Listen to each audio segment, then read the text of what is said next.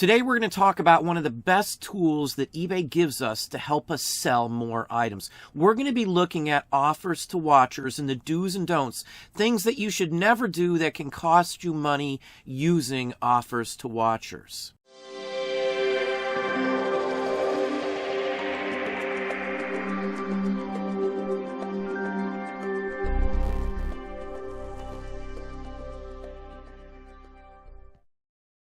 Hey, it's Don. Today we're going to talk about offers to watchers. Offers to watchers is a huge plus in my opinion. It does garner us a lot of sales. Some days it's 30% of my sales if we have a whole bunch that we send out. Now with offers to watchers, obviously the more items you have, the more chance you have on having watchers that you can send offers to. Now if you just have a limited amount of stuff, up a few hundred items, you may not have a lot of watchers on your items, especially if they're common or things that are flooded categories and things like that. So you may not have the opportunity. But when you do collectibles and vintage, you can garner a ton of watchers on your items, which will allow you to send those offers to watchers really quick. On one of the items that I've been listing lately, we have been able to garner 1 in 4 of every one of those items that we have listed has returned us an option to send an offer to a watcher. It depends on what you're selling, so just keep that in mind. We're going to hop over to my store and we're going to dig in depth into some of the philosophy, things that you should do and shouldn't do when you're sending out the offers to watchers. So here we are in my store. As you can see, I have send offer eligible 230 some odd listings. I've got them opened up already. Now, one thing people do, in my opinion, which is a big mistake, is if you get something that you just listed, I just listed it today and I already have a watcher and the ability to send an offer to a watcher. I don't do that at all. I would never personally recommend sending an offer to a watcher from items you just listed. Now, we've went through this for several years since they offered this option in general. And one thing that we have found out is if we were going to send an offer out to some people and just waited a certain percentage of the time, I will sell it for more than my offer would have been, or I would sell it at full cost. Now, we've went on and I've written this all out. We've compared them on Excel spreadsheets and things to see where we would be on certain items. We had the opportunity to send some out. We didn't send them out. We wrote down what we would have sent them out with. We've calculated the difference in the whole works, and then we've waited to see what happens. In 20% of the time, we have been able to sell our items for more money because we didn't send or didn't offer that offer when I had the opportunity to do it. Just because you have the opportunity to send an offer to a watcher doesn't mean you should do it. Many times, as I said, you can get more money out of it. And sometimes it's been a difference of $40 or $50 where I could have got that much more for a higher dollar item. So let's say I put something up for $500. I could have sent out an offer for $400 and possibly sold it for that $400. But if I waited a couple of weeks, I could have sold it for $450. I'm not in a rush to push or move the specific items. Now, if you are in a money situation, you need the revenue coming in to buy more items, you need the money to feed your kids or put a roof over your head, you do what you have to do. There's no right or wrong way when it comes to feeding your kids or putting a roof over your head. You do what you have to do with your sales. You offer anything you can if that's the case. It just depends on where you are at in your business would be another aspect of this. But I don't rush out. Once you get to a certain point, you will be able to have the revenue coming in where you can afford to wait a little longer on it. Now, we used to do a 14-day waiting period. So if the item's been up for 14 days, we would send an offer to a watcher. But again, through more research and more tests to see where we would head out with some of these items, again, it's like 20%. 1 in 5 of the offers we sent out, we could have sold for more money. So again, I do wait for that reason. And even after that first 14 days, if we wait the full 30 days, that percentage can go up a little more. You might be looking at 25 or even 30% more sales at a higher price by simply waiting that extra length of time. With a lot of the vintage and collectibles, and that's what we're talking about today, I can sell them later on. Just because no one is on right now who wants it for a set price doesn't mean mean that in a month, 2 months, or 6 months, or whatever time frame down the year, there wouldn't be somebody else coming online to see it for the very first time. Now, many people look at the time frame I have items up for. The top couple are from 2017. Now, I just sent out offers last night, so these are all new just this morning. They came in through the evening here, because I send them out 3 times a day lately. We send out offers to watchers constantly. Again, I stop when it hits that 30-day mark usually. Now, we've done the 30 days for about a year now, and it has increased over just doing it 14 days. Now, with the items that have been up 3 or 4 years, someone is just now seeing these items for the first time, like they just were put up online. So it doesn't really matter whether it's up for 3 years, 4 years, whatever the case may be. I've said this before, all of my labor is already done once the item is up. I've got like 85 or 90% of my work is done the minute this thing is listed. The minute any item is listed, most of my labor is done until it sells. It's sitting in storage. I don't have to touch it again. I don't have to mess with it. I don't have to spend any more time until I have revenue coming in for these items. None of these items cost me extra at all. So I'm paying the same fee whether these items are up for 3 years, 4 years, or not. I don't give away my labor time by getting rid of a listing. Just like marking them down and stuff like that. I don't physically change the price anymore at all on any of our vintage items. If they've been up for 3 or 4 years, all I will do these days is run a sale for a certain length of time. When the sale is done, it goes right back up to the original price I had it. I don't mess with them in that way for any permanent changes. The only other thing I do on many occasions will be up 500 listings, $1, 50 cents, $5 or something at the same time through bulk edits, and that changes the structure of the listing. One of the 3 key factors, your photo, your title, and your price are all key factors. That's part of the algorithm that goes through and decides whether your listing is refreshed or whatever the case may be. Changing one of those, the price, will increase your visibility to some extent based on how the algorithm is working at a specific time for a specific item and for a specific category from what it looks like. So that's the only other thing I mess with when I'm adjusting or playing with my sales these days at all. I don't mess with up and downs other than that. I don't lower prices on things that have been up for a long time because, again, it's new to somebody today, tomorrow, even if it's been up for 3 or 4 years. I go by the old standard of an antique mall, an antique store. And how that works, you put a whole bunch of items in your store that are antiques that you know may carry a decent value to the right person, and you wait. You see who comes in, you push things, you might run a sale, you might build up some rapport with some people and bring some more people in, and eventually you'll get some new people coming in that will see items that have been in the store for a while. That's how it works with online selling too. Far too many people rush to go out and send those offers out. Most of my offers, again, I'm not going to send them out today. We're just talking about the philosophy. I've got other videos you can see where I've sent out a ton of offers, 50, 60 at a time. It's something I do 3 times a day now. I do it first thing in the morning, I do it midday, and I do it in the evening. Because when you send out offers to watchers too, you get more back. So if I send some out, I get opportunities to send more out.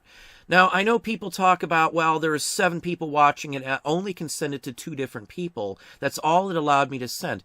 There's different factors into why an offer to a watcher can be sent. If somebody's got a whole bunch of offers to watchers from other people, they're not going to allow more to come in to flood their box where they would get aggravated for getting so many offers to watchers. It makes sense. So they're not penalizing anybody or anything else like that. They're kind of making it so it's not a bombardment on anybody. There's a lot of people who watch, and some people may watch 50, 60 different listings, and it would be a pain to see how many offers some of those folks may get unless they limited them in this aspect. So that's not an issue for me either. Now, another thing that I've had brought up, and if you were following some of eBay's updates, they're allowing people to send offers to people that aren't watching your item. Most of the time, I am assuming those are ones that will have 0. In fact, let's slide down and I will show you. Like right here, this one has 0 watchers, but I can still send an offer to many of these people that have 0 on there because there's somebody who looked at the item. So if you've gotten an offer for something that you've just looked at and haven't watched, that's something new that eBay is allowing. Now, they probably have some criteria, some way to determine if that person buys things like that. Chances are they're tied to item-specific categories that that person was looking at or has bought things from before in the past. So if they purchased a specific type of postcard over and over again, eBay may allow you to send an offer to those folks too, and that will be included in here in the listings you see this way. Now, as I said, I only go down so far. So as of right now, most of these items here, and it only goes down just a hair before I'm into items that are 30 days or less. So as I've said, I usually keep items for 30 days before I will send an offer to a watcher. Some cases I do other things with those as well. Like when you see, looking down here at the quantity of watchers, sometimes when I have many watchers on them, I will put that in the details too when I send some folks. So if there's a ton of watchers for something, like right here, here's one with 4 watchers. It's a San Salvador police officer's uniform button from 1870. It has 4 watchers on it. So I might build that into my offer to these folks. I go through and send out each offer one at a time. I never bulk send them out either. Now, you can bulk send these out for those who were unaware of that. So if I wanted to bulk send them out, I could just click up here and highlight and then send them out. And then you could click the send and you could address a certain percentage off. Say I wanted to do 20% off everything on here. I type in 20% or $5, whatever you want to do, you can do that with this option. I don't do it that way at all. I would rather spend the time looking at each individual one to address each one. Now, sometimes when I'm sending offers and the item's been up for a very long time, I may be more generous on the amount of offer that I sent out. Any offer I send out as well, I'm going to give a reasonable amount of money off. Let's say I list something for $50. I see people that'll give like a $3 off offer and think that that's giving them a big discount. $3 is nothing. I work in enough. My prices are high enough. My list start price is high enough that I have room to play around in any way I want with my prices. I usually do not go below a 40% off price on my items at all, usually. Now, some older items, I may go down to a 60% off, a 50%. It just depends on the item. But again, I'm not putting a percentage in. I'm putting a little dollar in that offer when I send them out. I'm very selective. I'm very careful on how I do this. So again, a $50 item, I would probably put a discount of at least $15 off on that. I have a 3x pricing philosophy. So if I'm putting something up for $50, I'm probably going to want to get 17, 18, something in that range back out of it, depending on the category, the item specific. That would be my bare bones bottom mark that I want to get for that item. So I figure that into there. So if I come back at a $50 item with a $15 off offer sent to a watcher, I'm down to $35. So I'm still well ahead of my mark, my figured in price variance that I put in there. And you've got to do that. Just like with a retail establishment, there'll be a buffer zone in there. So any retail establishment you go to, other than like grocery or food, there's like a buffer range in there. So they can mark it down, they can play with the sales. Sometimes they'll raise the price before they mark it down the next month, or factors like that. I do similar items in marketing. I've studied marketing. We mark and track and see where these go and what's the best option. Again, I don't send out the offers to items that were just up. All of these are items that I can send offers to that were just listed basically in the last 2 weeks on most of these items. So you got to pay attention to that. So I've got a ton of offers that I'm not going to be sending out for a while, but I constantly get more in. Late last night, again, it's first thing in the morning, I'm up, running around. Late last night, I sent out 50 or 60 offers to watchers then. I'll do the same thing probably in just a little while, so I still have 30 or 40 I can probably send out without touching that 30-day barrier there. So that's something everybody should think about. You sending them out too quickly, you're giving money away. You're leaving money on the table, and it can be a considerable amount. As I said, though, if you need the money, you do what you need to do to get that revenue coming in. You've got to get your business rolling, so you can't hold on to everything. Now, we're able to do this because we've been doing this for 10 years. We have other stores that we have revenue and other revenue streams as well, so I can afford to let stuff wait on certain items in certain stores and certain things like this. You may not be able to do that until you've built up your business, until you've been doing this long enough to have your own cushion zone, your own buffer where you've got money coming in no matter what you do, and you'll be able to get more money out of your items. But rushing to do anything, in my opinion, just isn't practical unless you need that revenue. But if you don't have to have that revenue in, don't blast those out immediately. You're blowing away some of your profits right off the bat. You can figure this all out. You can track this as well. When you get the opportunity to send an offer out, write down what that offer would have been and play it out and see what happens. Wait a little while and see if you get an offer in. Wait a little while and see if it sells at full cost. Because again, 1 in 5 of the items that I wait on and don't send the offer to, the newer listed items, will sell at either full cost or a great increase over what my offer would have been. There's no sense in sending a $3 or a $5 off on an $80 item, a $100 item. That's a joke to me. That's not a reasonable amount. Same philosophy works if you put best offers on your items. If you put best offer on your item, don't just take $5 off would be your best offer off of a $100 item. It's pointless. It aggravates the person bidding on it or sending in the offer because they constantly get returned. No one's going to expect a best offer to only be $5 off a $100 item. $20, that would be a reasonable amount. So if you're sending out offers to watchers and you're knocking off $5 off a $50, $100 item, you're probably not going to get a taker on those types of offers either. Also, if you're not working in enough leeway, gap between your list price and what you want out of the item, you won't have any playroom to begin with. So let's say you want $50 out of an item. You don't list it at $50 because it gives you no room. Something like a $50 item, I would list at $75, and it would at least give me a little bit of buffer there without going too high on that sort of item. Again, it depends on the item itself. Not NOS, not new items, not home goods, not any of that sort. You can't do that with clothing. You can't do that with video games unless they're vintage or something like that. There's many categories you can't list for a higher price than what the going rate is. You won't sell it because they're flooded categories. They're categories that a lot of people sell in that have the exact same item. But most of what we sell, even if someone may have a similar or like item on, the condition could be different. There could be other factors. So I always have the ability to increase my initial list price on these items.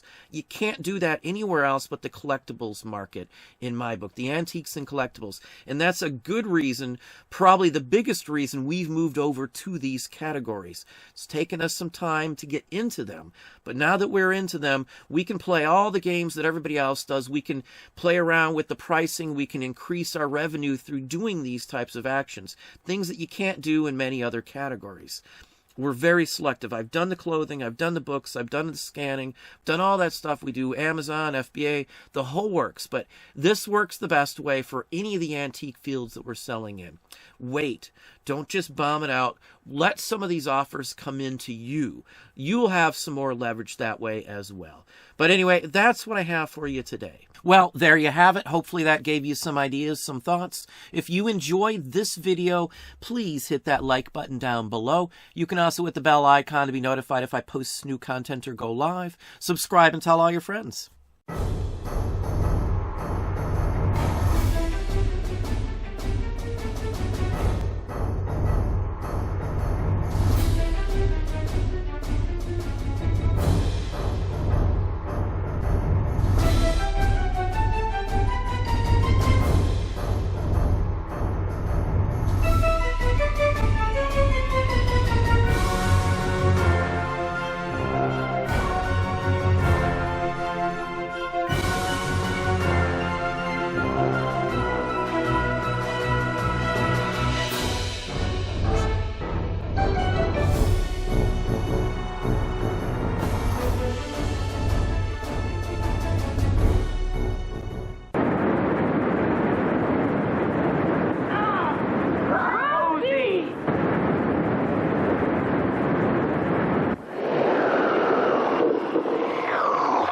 Bounty, the quicker picker-upper.